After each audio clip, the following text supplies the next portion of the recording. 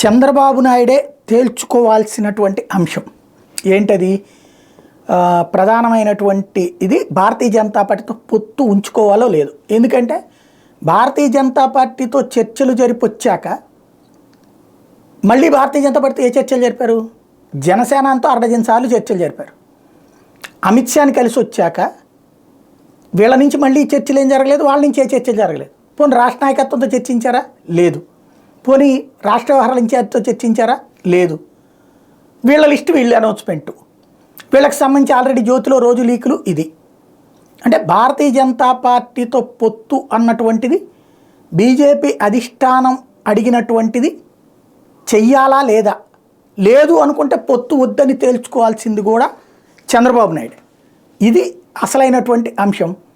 వద్దా కావాలా అన్నటువంటిది అది తేలుస్తారా, లేకపోతే పత్రికల ద్వారా పొత్తున్నట్టు ప్రొజెక్ట్ చేపిస్తూ ఈనాడు ఆంధ్రజ్యోతి ద్వారా చివరికి బీజేపీ వైపుకి ఎవరిని పోనీయకుండా చేసి దాన్ని ముంచేస్తారా, లేదా కలుపుకుని వెళ్తారా? చూడాల్సి ఉంది.